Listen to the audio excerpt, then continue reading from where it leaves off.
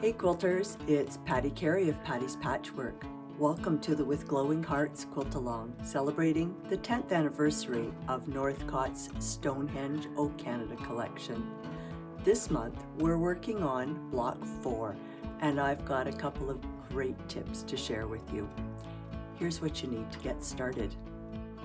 In addition to our B3, C1, C2, C3, E7 and E9 pieces, we're also going to cut fabrics K and L this time, using just the L1 pieces, as well as the K1 and K2. We're going to start with our first set of corner units, sewing an E7 and a C3 triangle to our K2 units. And we're going to make 2 of each of these units. I've drawn a line with a Hera marker, and like we did with block 1, instead of sewing from the corner, we're going to sew from the midpoint. It makes it so much easier. Sewing one thread width towards the corner, away from that line. Repeat this with the C3 triangles, placing them in the same corner and sewing that same diagonal line. I'm going to finger press those seams towards my K2 units, away from my background. And I'm going to trim that corner off, 1/4 inch from the seam line. We're also going to make a pair of C3 E7 units.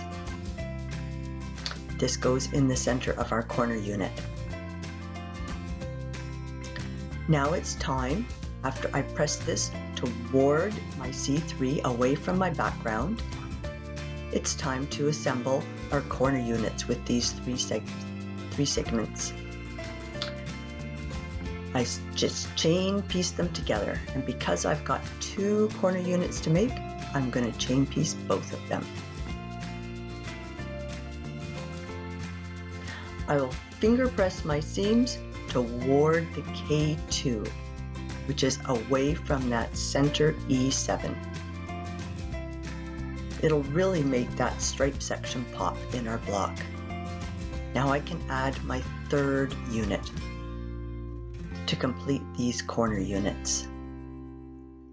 Align the patches at the top and bottom edges and manage the direction that we've pressed our seams.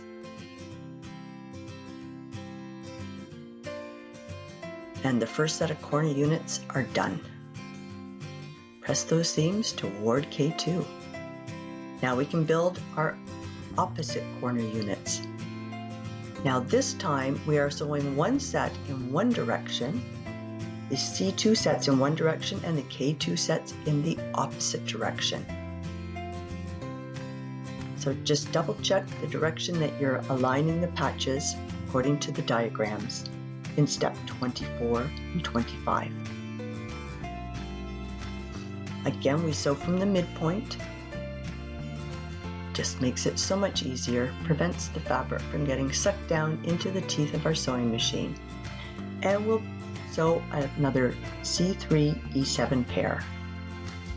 Finger press our seams away from our background and toward our C2 and K2 units, trimming our corners, just to reduce the bulk. And look how we've arranged our patches this time. The K2 unit is sewn to the top edge of our E7C3. And then we can add our C2 unit to the left side once we've finger pressed towards K2.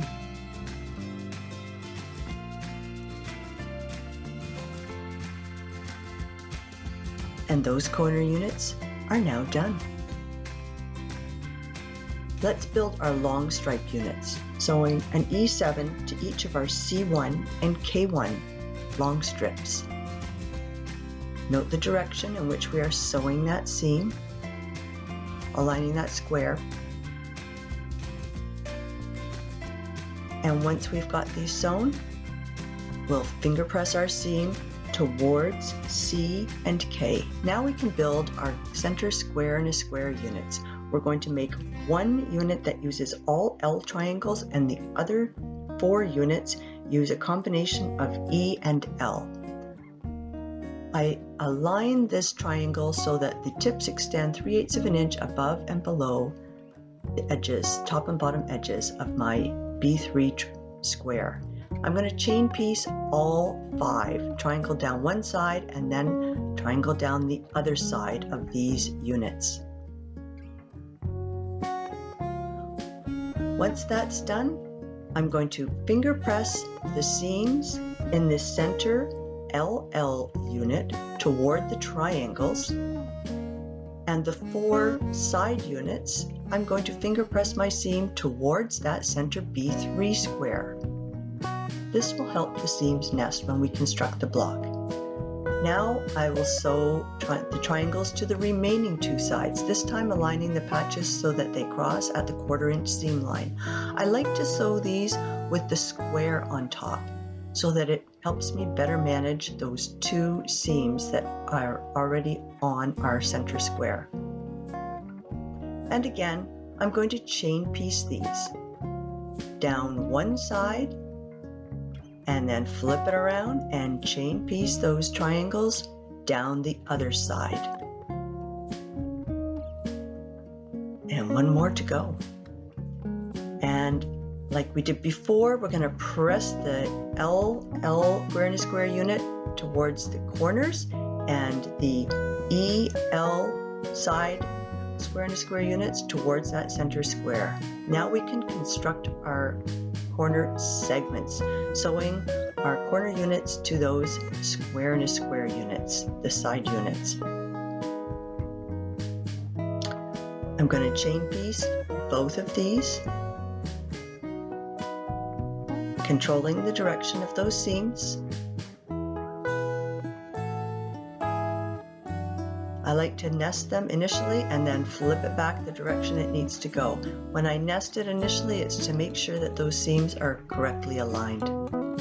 Once I've got these K2 units done, I press the seam towards K2 and I add it to the C1 long unit. I like to sew these with the C1 unit on the bottom. It helps me better manage the multiple seams that I have in this square and a square corner unit. I can control the direction and make sure that they get pressed in the direction that I want them. And I'll chain piece both of them and then press my seam towards C1. Those 2 units are done, and we can construct the opposite corner units now using our K1 and our remaining square and a square and corner units. So I'll chain piece the corner unit to the square and a square, pressing my seam towards C2. And now I can add it to my long K1 piece. Again, sewing with the K1, the long strip on the bottom so that I can work those seams on the top. And I'll press my seam towards K1. Now we can start building our final block. We've got that center square and a square, and we're going to do a partial seam by sewing the first 2 inches or so of that seam, about to the midpoint of the patch. And I'm going to sew, and then I'm going to curve off the edge with a gentle curve. And it looks just like that. I finger press that seam, that partial seam, toward my C1, and now I can add it to the corner segment because I can sew the whole seam this time. I will again sew with my corner segment on top and the long strip on the bottom so that I can manage the seams. And I'll finger press towards that K1 seam. Now I work counterclockwise around my block, adding the remaining corner segments. Aligning my segments so that they are aligned at the top and bottom edges. And I've got my long seam on the bottom. And I keep finger pressing my seam toward that C1 or K1 unit because that's the part of the block that's really going to pop. Once I've got the final segment added, I can finish sewing my partial seam. I start at the outside edge and I sew along the seam line to past where I curved off the first part of the seam. And I sew about an inch past that, and then I curve off again. Let's zoom in close and take a look. So I'm still on the seam line. You can see where I've curved off. I'm going to stitch about an inch past and then curve off again. This makes a very secure seam, and you don't have those stitches that undo in a typical partial seam. And I finger press my final seam towards that long strip. And here you have block 4. This is one of my favorites. Be sure to pop on over to Northcott's Instagram page and enter the month 4 giveaway for a chance at some terrific prizes. And if you haven't already done so, please also pop onto my website, pattispatchwork.com, and sign up for the With Glowing Hearts Quilt-Along newsletter. Each month I share extra tips and tricks on how you can get your blocks done.